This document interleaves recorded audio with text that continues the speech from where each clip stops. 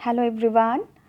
Today we are going to discuss about the paper 19 unit 5 management of resource. Under this we will discuss about the subunit 3, that is management of physical resource, and in this unit we will discuss about the types of resources, physical resources and their management. सब unit 3 के अंतर्गत हम भौतिक संसाधनों के प्रबंधन के बारे में पढ़ेंगे जो किसी भी शैक्षिक संस्थानों में प्रयोग में लाए जाते हैं, उनके प्रकार तथा उनके प्रबंधन की प्रक्रिया के बारे में जानेंगे। ओके, तो सबसे पहले हम जानते हैं about the physical resource. Physical resource होता क्या है? फिज़िकल रिसोर्स या भौतिक संसाधन उन सभी संसाधनों को कहते हैं जो मुख्य रूप से मानव द्वारा निर्मित होते हैं तथा हम उन्हें महसूस कर सकते हैं, छू सकते हैं, ज़रूरत पड़ने पर इधर से उधर उसे ले जा सकते हैं, जो कि भौतिक स्वरूप अपना रखते हैं। Okay, so we can say physical resources are resources that we can feel, smell, move, and these are normally resources that are man-made and helps us to do our daily activities much quicker and much easier. Okay, now हम physical resource को define कर सकते हैं। इसके definition आप सुनेंगे। A physical resource is anything that provides someone with the means of perform a task. Usually they are man-made. इसको हम इस रूप में परिभाषित कर सकते हैं। भौतिक संसाधन ऐसे संसाधन होते हैं जो किसी भी व्यक्ति को कार्य करने के माध्यम के रूप में सहायक होते हैं या मुख्य रूप से मानव द्वारा निर्मित होते हैं। Okay, now let's discuss about the what is physical resource management. किसी भी एजुकेशनल इंस्टीट्यूशन के अंतर्गत, शैक्षिक संस्थान के अंतर्गत भौतिक संसाधन का प्रबंधन क्या होता है? भौतिक संसाधनों के प्रबंधन से हम क्या समझते हैं?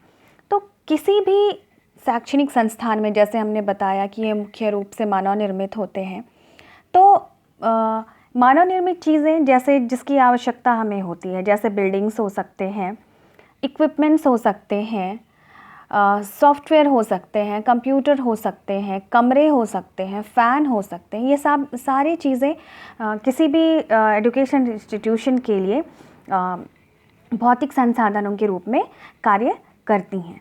तो इनका प्रबंधन क्या होता है? किसी भी चीज़ का प्रबंधन या मैनेजमेंट मीन्स एक उचित रख रखाव किसी भी चीज़ का। डैट मीन्स हमारे पास जो भी संसाधन है उसका सही समय पे, सही रूप में, सही समय पे उसका प्रयोग, सही प्रयोग ही प्रबंधन कहलाता है। Okay, suppose water is a resource, इसे भी फिजिकल रिसोर्स के अंतर्गत लाया जाता है। मैं बस उदाहरण दे रही हूँ। जल जो है, वाटर जो है, एक संसाधन के रूप में कार्य करता है, लेकिन यदि आपको प्यास लगी हो और आप उस समय उस पानी को ना पाएँ और जब आपकी प्यास ख़त्म हो जाए उसके बाद आपको वाटर मिले, तो उसका कोई ज़्यादा इम्पोर्टेंस नहीं होता है। ठीक है, लेकिन आप क्या करते हैं? आप अपने साथ पानी का बॉटल रखते हैं और जब आपको ज़रूरत होता है आप उस संसाधन का समुचित प्रयोग करते हैं। इसका ये मतलब नहीं है कि एक बॉटल पानी आप पूरे एक दिन में एक ही बार में ख़त्म कर देते हैं। आप पूरे दिन के लिए उसे समय समय पर बचा कर रखने का प्रयास करते हैं। यह है आपके द्वारा लाए गए पानी का एक छोटा सा प्रबंधन। मेरा कहने का अर्थ है कि किसी भी संसाधन का सही समय पर उचित प्रयोग ही क्या कहलाता है? उसका प्रबंधन कहलाता है। So let discuss physical resource management का जो हम इस प्रकार से डिफाइन कर सकते हैं। A physical resource management is the efficient and effective development of an organization's physical resources when they are needed. Once again, I'm repeating. A physical resource management is the efficient and effective development of an organization's physical resources when they are needed. हम लोग कह सकते हैं भौतिक संसाधन प्रबंधन किसी भी संस्था के भौतिक संसाधन का एक ऐसा कुशल और प्रभावी विकास की प्रक्रिया है जो किसी भी संस्था के आवश्यकता के अनुरूप विकसित की जाती है।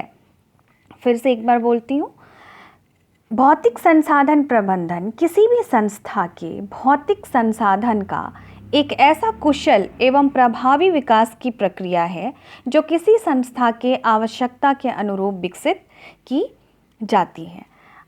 ये क्या क्या इंक्लूड कर सकते हैं? The physical resources includes in any education institution the structure of building, the structure of the institution, किसी भी संस्था का स्वरूप, द मशीन्स, वहाँ पे प्रयोग में लाए जाने वाले machines, materials, study materials, okay, vehicles, वाहन भी इसके अंतर्गत आ जाते हैं, एंड डिफरेंट टूल्स जैसे ब्लैक बोर्ड, चॉक, ये सारी चीज़ें भी इसके अंतर्गत आ जाती हैं, which can facilitate to run the institution, जो हमारे एजुकेशनल इंस्टीट्यूशन को चलाने में सहयोगी होते हैं। Okay, now let's discuss about the physical resources.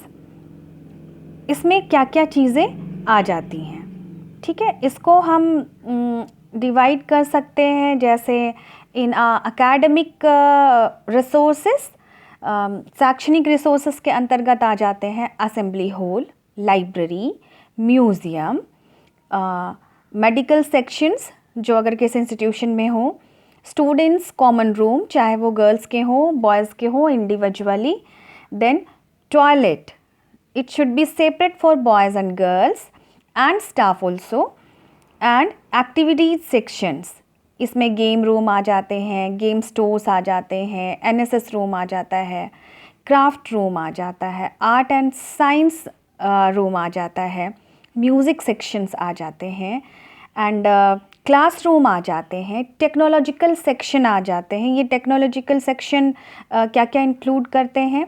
One lecture room, one workshop, computer labs, educational technology equipment stores, okay, then language labs आ जाते हैं इसके अंतर्गत, and subject rooms like geography room, mathematics room, science room, ये सारी चीज़ें आ जाती हैं। अब एडमिनिस्ट्रेटिव सेक्शन क्या होता है किसी भी संसाधन का?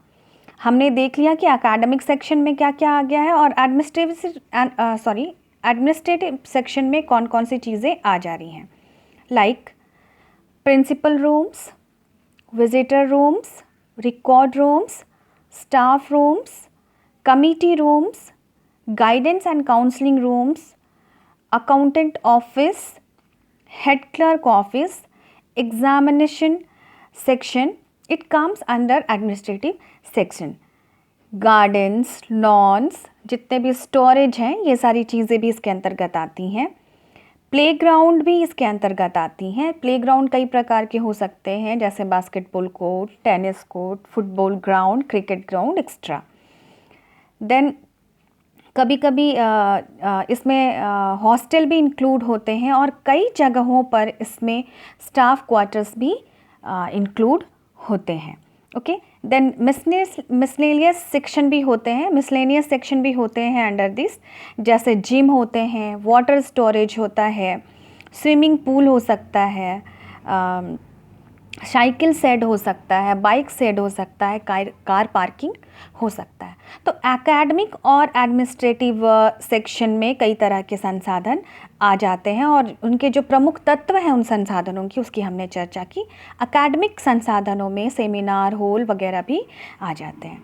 ओके, देन हम इसका प्रबंधन कैसे करेंगे? इन संसाधनों का प्रबंधन करेंगे mainly academic resources, physical resources के अंतर्गत आ रहे हैं यानी educational institution, and administrative resources इसके अंतर्गत आ रहे हैं। तो हम जो रिसोर्सेस हैं इसके कुछ प्रिंसिपल होते हैं, मैनेजमेंट ऑफ फिजिकल रिसोर्स के कुछ सिद्धांत होते हैं जो इस प्रकार हैं। फर्स्ट इज एडिक्वेसी, मीन्स पर्याप्तता। हमारे पास जो भी फिज़िकल रिसोर्स हैं under one education institution it should B adequate, बिल्कुल पर्याप्त होना चाहिए, ना कम ना ज़्यादा। देन सेफ्टी, यह सुरक्षित होना चाहिए। कोऑर्डिनेशन, यह सहयोग की भावना पर चलनी चाहिए। एक सिद्धांत है कोऑर्डिनेशन भी किसी भी फिजिकल रिसोर्स मैनेजमेंट का in any educational institution. Then efficiency and utility, इसके को जो होना चाहिए कुशलतापूर्वक कार्य करना चाहिए, या हम इसे कौशल कह सकते हैं। एंड यूटिलिटी, इसकी उपयोगिता, कुशलतापूर्वक इसकी उपयोगिता होनी चाहिए। देन अडेप्टिबिलिटी, अनुकूलनशीलता होनी चाहिए। डैट मीन्स इसमें एक लचीलापन होना चाहिए। सपोज़ अगर हमारे पास कार पार्किंग है और ज़रूरत पड़ने पर हम उसे एक छोटे स्टेडियम के रूप में बदल सकें, तो हम उसे भी यूज़ कर सकते हैं। जैसे हमारे कॉलेज की कार पार्किंग जो है वो ग्राउंड से बिल्कुल सटी हुई है, तो we can use it as जो दर्शक दीर्घा बोलते हैं उसके रूप में हम उसका प्रयोग कर सकते हैं। ओके, तो ये लचीलापन होना चाहिए। जैसे कि हमारे पास एक ग्राउंड है, हम उसे according to our need football ground भी बना सकते हैं, या फिर क्रिकेट ग्राउंड भी बना सकते हैं, या परेड के लिए भी इस्तेमाल कर सकते हैं। तो संसाधनों की उपयोगिता में एक लचीलापन होना चाहिए। Then economy, it should be economic. Economy means यह कम खर्चीला होना चाहिए और हमारे लिए आर्थिक रूप से सुलभ होना चाहिए। ओके, तो ये कुछ प्रिंसिपल है, मैं फिर से दोहराती हूँ। Principle of physical resource management. Okay, भौतिक संसाधनों के प्रबंधन के कुछ सिद्धांत हैं। फर्स्ट इज एडिक्वेसी, ठीक है, पर्याप्तता। सेफ्टी, सुरक्षा। कोऑर्डिनेशन, सहयोग। इफिशियंसी एंड यूटिलिटी, कुशलता और उपयोगिता। अडेप्टिबिलिटी इज अनुकूलनशीलता। देन इकोनॉमी, कम खर्चीला होना। ओके, नाउ क्या प्रोसीड्यूर है मैनेजमेंट ऑफ फिजिकल रिसोर्सेज का? किसी भी भौतिक संसाधन के प्रबंधन की क्या प्रक्रियाएं हैं, हम इसके बारे में जानेंगे। तो first is making survey of resources. जो HOD हैं, हेड ऑफ द पर्सन है, या एडमिनिस्ट्रेटिव डिपार्टमेंट में जो मुख्य रूप से उस संस्था को चलाते हैं, उन्हें चाहिए कि फिजिकल रिसोर्सेज जो हैं उनका निर्माण करना चाहिए, उनकी उपलब्धता को तय करना चाहिए। जैसे कि इसमें हम डिफरेंट कैटेगरीज को ला सकते हैं, like physical resources of school building, जिसमें library, lab, classroom, seminar hall वगैरह, ग्राउंड वगैरह सम्मिलित हैं। यह क्या पर्याप्त उपलब्ध हैं, इनका निर्माण करना चाहिए सर्वप्रथम। फिर देखना है कि रिसोर्स जो हैं वो कम्युनिटी में कौन कौन से रिसोर्स अवेलेबल हैं आपके आसपास, like library, museum, hospitals, bank, government department, ठीक है, क्योंकि इन सभी की आवश्यकता भी प्रत्यक्ष और अप्रत्यक्ष रूप से हमें पड़ती है। जैसे कि हमारे पास अगर कोई पर्याप्त सुविधा ना हो और हम घायल हो जाएं, तो हमें अपने रिसोर्सेज को ऐसे डेवलप करना चाहिए, फिजिकल रिसोर्स को, कि आसपास कुछ ना कुछ हॉस्पिटल हो। ओके, बैंक हो, क्योंकि बैंक के कार्य भी कई सारे लेन देन होते हैं, लेन देन की प्रक्रिया होती है in any institution. Okay, then head को क्या करना चाहिए, हेड ऑफ द डिपार्टमेंट को क्या करना चाहिए कि सुविधापूर्ण लोकेलिटी में हमें अपने इंस्टीट्यूशन को विकसित करना चाहिए, ताकि हम ज़्यादा से ज़्यादा भौतिक संसाधनों को प्रयोग में ला सकें। उदाहरण के लिए किसी भी इंस्टीट्यूट में एक हॉस्पिटल हो, यह संभव नहीं होता है, तो हमें ऐसे जगह में इंस्टीट्यूशन डेवलप करना चाहिए जहाँ पे कई सारी सुविधाएं हो, जैसे बैंक की, हॉस्पिटल की, हमने पहले ही डिस्कशन किया है ये। तो कहने का तात्पर्य है कि making a survey of resources is a first step और procedure of any resource management, physical resource management, भौतिक संसाधन प्रबंधन का यह पहली प्रक्रिया है जब हमें क्या करना चाहिए कि हमारे पास उपलब्ध संसाधनों की खोज करना चाहिए। हमें जानना चाहिए कि हमारे पास कितने उपलब्ध संसाधन हैं। हर किसी इंस्टीट्यूशन के रिकॉर्ड बुक में यह उपलब्ध रहता है कि हमारे पास कितने क्लासरूम हैं, हमारे पास कितने वॉशरूम हैं, हमारे पास कितने स्टाफ रूम हैं, हमारे पास कितने ब्लैक बोर्ड हैं, कितने फैंस हैं, कितने नल हैं, कितने पीने के पानी की उपलब्धता है।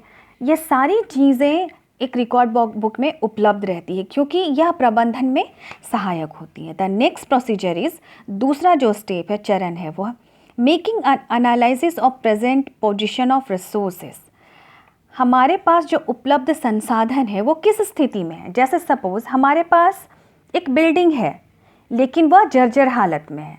हमारे पास 10 कमरे हैं लेकिन 2 ही कमरे क्या हैं, उपयोग के लायक हैं। तो हमारे पास जितनी भी चीज़ें हैं उनमें कौन सी चीज़ें उपयोगी हैं जिसको हम उपयोग कर सकते हैं for running our educational institution and educational work, उस पर हमें विचार विमर्श करना है। तो हमें देखना है कि क्या हमारा इंस्टीट्यूशन या स्कूल बिल्डिंग स्पेसियस है, या फिर हमें देखना है कि फर्नीचर्स जो हैं वो एडिक्वेट हैं, लाइक फर्नीचरों की उपलब्धता है या नहीं है, फैंस जो हैं और ब्लैक बोर्ड जो हैं उनकी उपलब्धता है या नहीं है।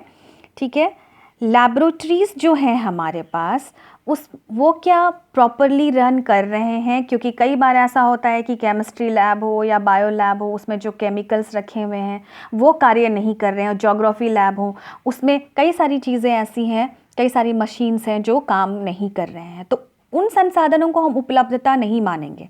ठीक है, तो ये जो हो गया कि हमें उनका प्रेजेंट पोजीशन पता करना चाहिए कि कितने उपलब्ध संसाधनों में कितने संसाधन जो हैं वो कार्य करने में सक्षम हैं, जिनको हम यूज़ कर सकते हैं।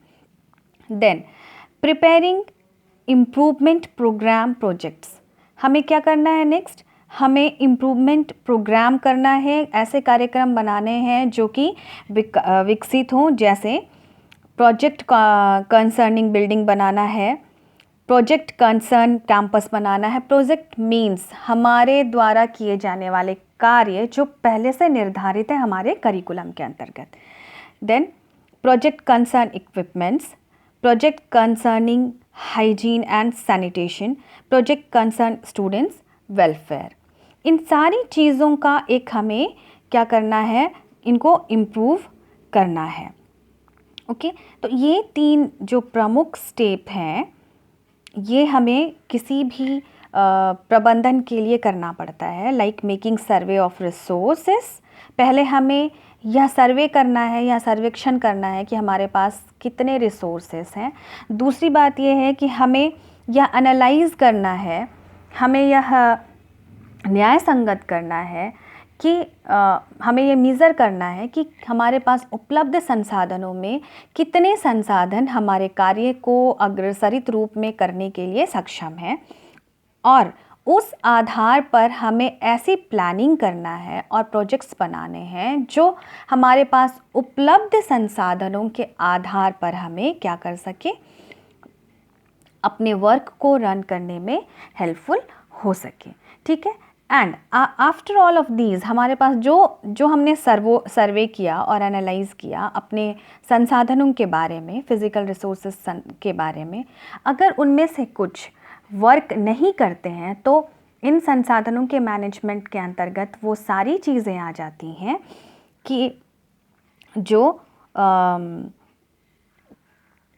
उनको सुधारने से संबंधित रहती है। मतलब वो अगर हमारे पास जर्जर बिल्डिंग है जो सही हालत में नहीं है तो उसे ठीक करना भी एक प्रक्रिया है इसके अंतर्गत, प्रबंधन के अंतर्गत। एंड अगर हमारे पास उपलब्ध कमरों की संख्या कम है तो हमें उनकी उपलब्धता बढ़ानी होगी। अगर हमारे पास जलाशयों की कमी है, पीने के पानी की कमी है, तो हमें उन्हें सुधारनी होगी। ओके, तो यहाँ हम एक और बात चर्चा करेंगे कि हम किन किन बातों पर कंसंट्रेट कर सकते हैं फिज़िकल रिसोर्स के मैनेजमेंट के लिए, हम किन किन बातों पर कंसंट्रेट कर सकते हैं। हमें क्या करना है, इनसफिशिएंट फंडिंग को हटाना है, storage of trained personnel and handle maintenance of supplies, lack of storage spaces, ensure storage facilities, delays in the disposal universal stock item and equipments, then lack of consultation between supplier and user। इन सभी चीज़ों को हमें सुधारना होगा। ठीक है, किसी भी स्कूल के हेड ऑफ डिपार्टमेंट को they should do some specific task for managing the physical resources of institution. इसके अंतर्गत ये सारी चीज़ें आ जाती हैं। इन चीज़ों का सुपरविज़न आ सकता है, सर्वेक्षण आ सकता है। These are all school buildings equipments and property must be well maintained. इस प्रबंधन के अंतर्गत आ जाता है कि क्या स्कूल के की बिल्डिंग और जितने भी इक्विपमेंट्स हैं, जितने भी टूल्स हैं, क्या वह वेल मेंटेन्ड हैं, क्या वह प्रबंधित रूप में हैं। साथ ही किसी भी एचओडी और सुपरवाइज़र को करना चाहिए कि क्या जो भी चीज़ें हमारे पास उपलब्ध हैं उनकी पर्याप्त रख रखाव हो रही है, क्या विद्यालय सही चीज़ों को सही समय पर उपलब्ध करा रहा है, संसाधनों को। ओके, देन क्या किसी भी इक्विपमेंट्स की, चाहे वो फर्नीचर हो या लैब से संबंधित सामान हो, उनकी खरीद और बिक्री उचित रूप में हो रही है। ऐसा तो नहीं कि अनावश्यक रूप में हो रही है और फंड का की बर्बादी हो रही है, वेस्टेज ऑफ फंड हो रहा है। ओके, तो ये सारी कुछ चीज़ें हैं जिनको हम प्रबंधन में लाते हैं। प्रबंधन का अर्थ ही होता है कि हम किसी भी चीज़ को सही समय पे सही तरीके से उपयोग करें। और आज के समय में प्रबंधन में एक खास बात आती है कि हम चीज़ों का प्रबंधन ऐसे करें कि हम उसकी उपयोगिता क्या कर सकें, अपने फ्यूचर में भी कर सकें। तो इसको हम सतत प्रबंधन भी कह सकते हैं, इसको हम सतत विकास भी कह सकते हैं। ओके, तो ये बहुत आवश्यक तत्व है। तो हमने जाना कि फ़िज़िकल रिसोर्सेस क्या हैं, मैनेजमेंट ऑफ फ़िज़िकल रिसोर्सेस क्या है, फ़िज़िकल रिसोर्सेस मैनेजमेंट के क्या क्या सिद्धांत हैं in an institution, and what are the different steps for maintaining the resource of any institution and resource management. Thank you. Next day we will discuss, in our next video we will discuss about the time management. Thank you.